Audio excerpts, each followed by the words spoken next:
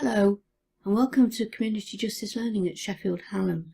My name is Anne Robinson, I'm Programme Leader, and here I'll be giving you a brief introduction to our approach to the CJL and hopefully an idea of what you can expect from us, and also perhaps what we might be expecting from you as you engage in your learning.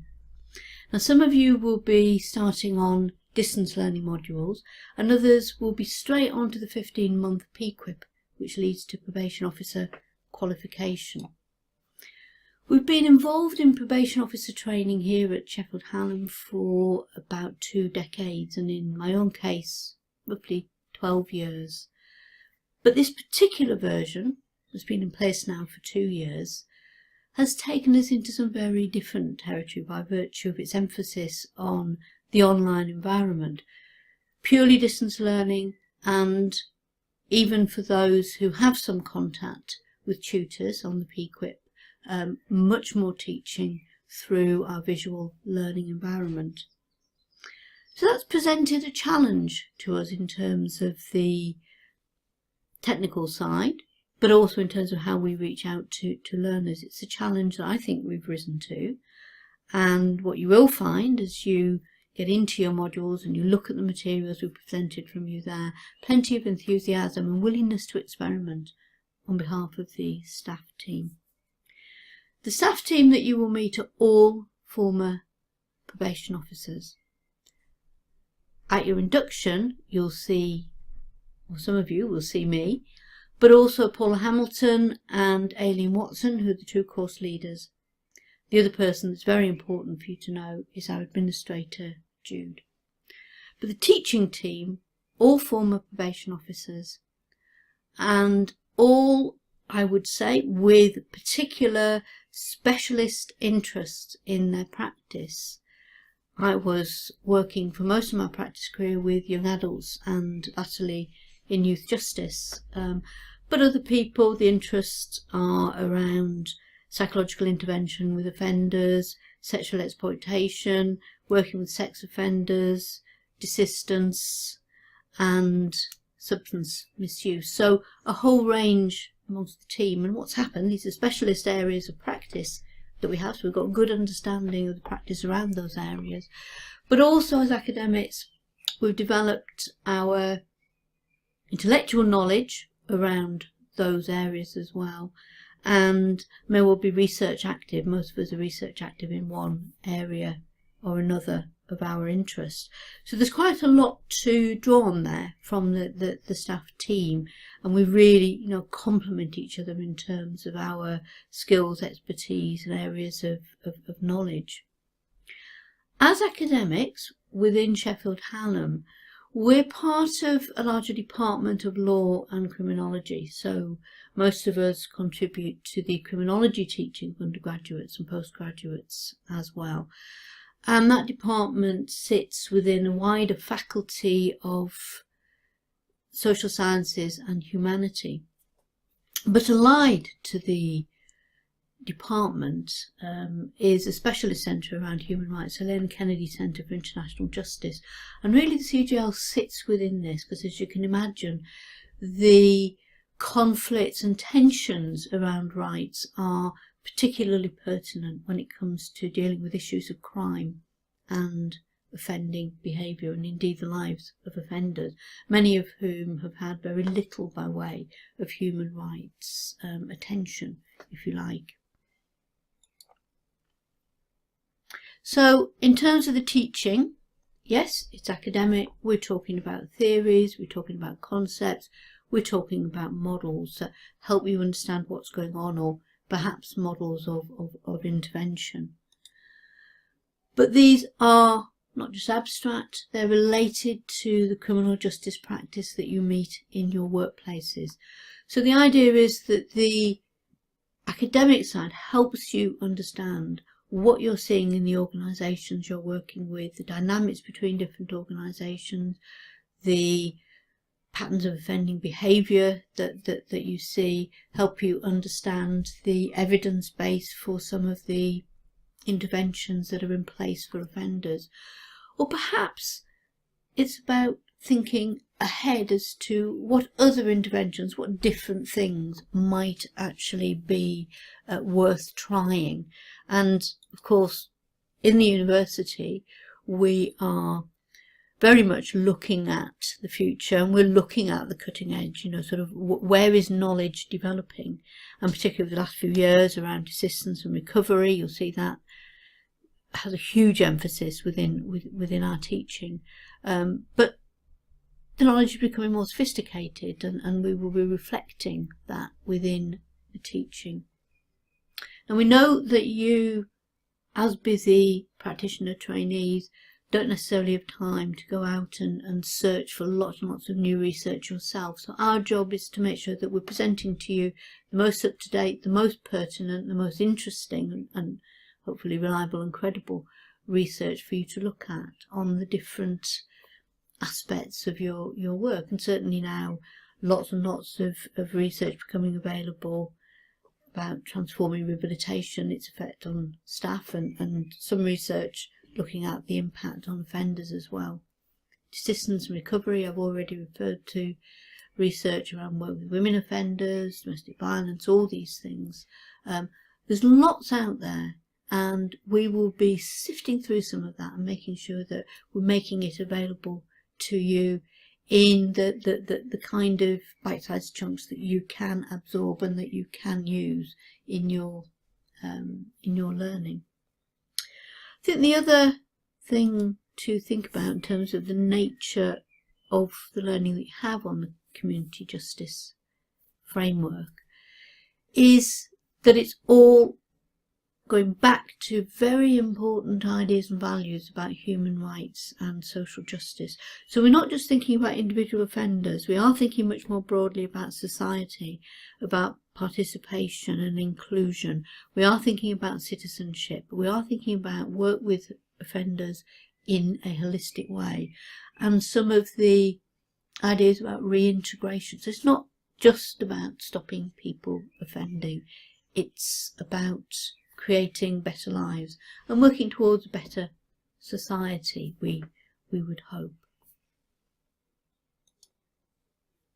More specifically about the learning and the style of the programme. We use a visual learning environment, Blackboard. Now most of you, I imagine, in your previous learning have had some experience of visual learning environments. Blackboard is a great tool in that it gives us plenty of scope for providing you with materials. So all sorts of things you can get from the library gateway, all sorts of things we can deposit for you. We can give you electronic links to the range of reading that we want you to be looking at. And we can deposit videos, screencasts such as this, where the staff are teaching, materials that we've written ourselves, and so on. So lots there.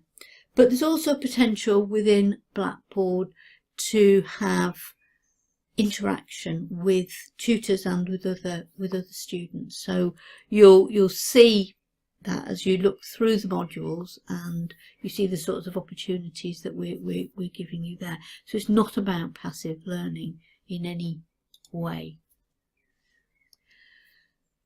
You have two course leaders, Paula and Aileen.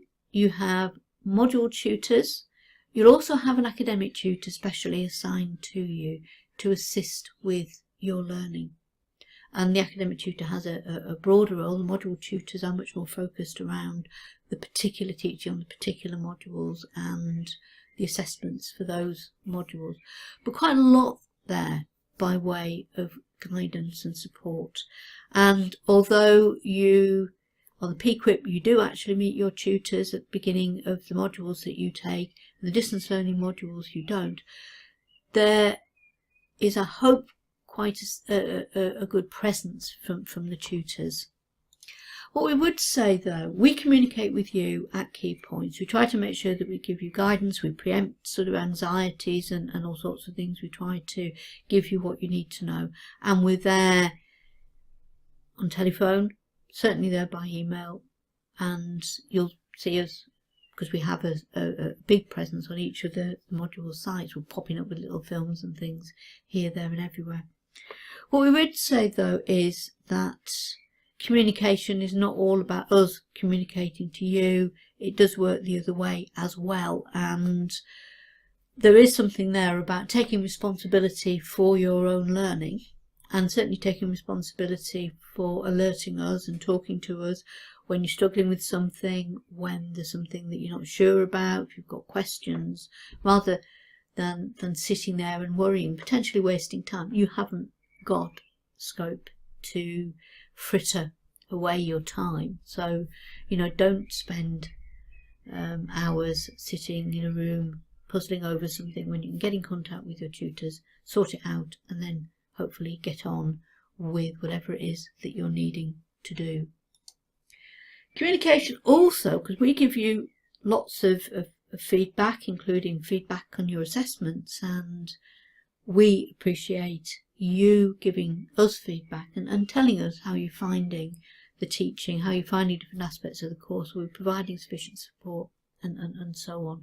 Because it's only by hearing from you and your experiences that we can change things, we can develop things, we can do things slightly differently. And it's quite significant. We're now on the 4th cohort of PQiP, and we are doing things differently from what we did with PQiP 1 and PQiP 2. So, we do take the views of our learners very seriously, and we do respond. Because fundamentally, for this to work, it is about relationships. It's about relationships in which there's a degree of trust on both sides. Now, we appreciate that relationships are not necessarily as easy when you're not in close physical proximity to your tutors. You do have to put a bit more effort in. We certainly try to make the effort. You put in the effort.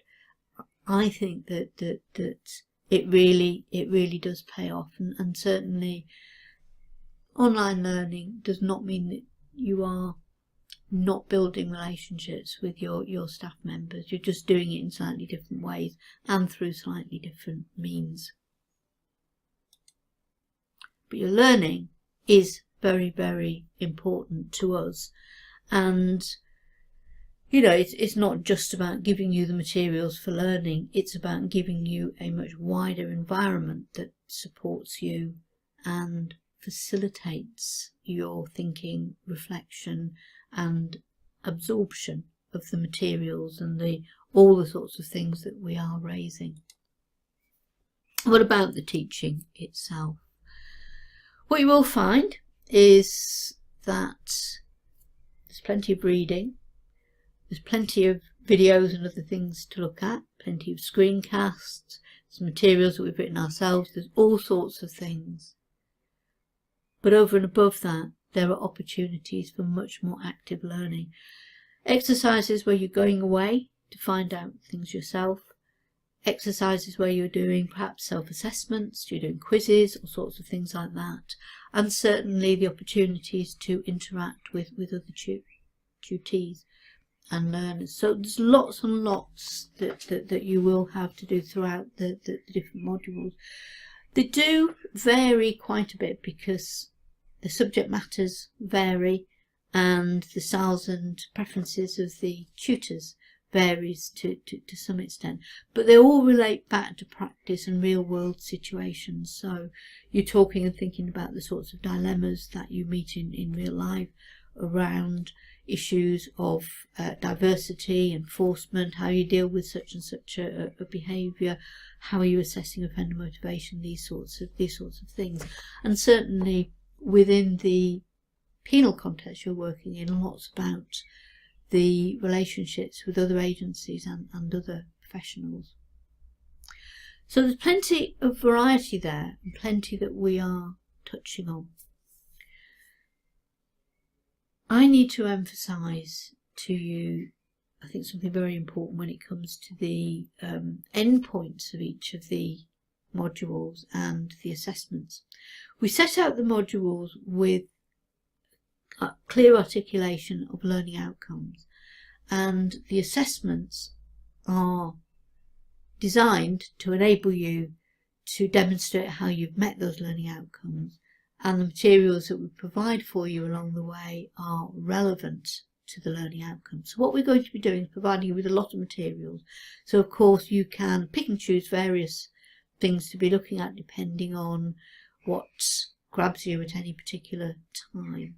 And of course there is choice as to which particular case or which particular policy you're looking at, or which particular practice or offender group, so you've got choice even within your assessments.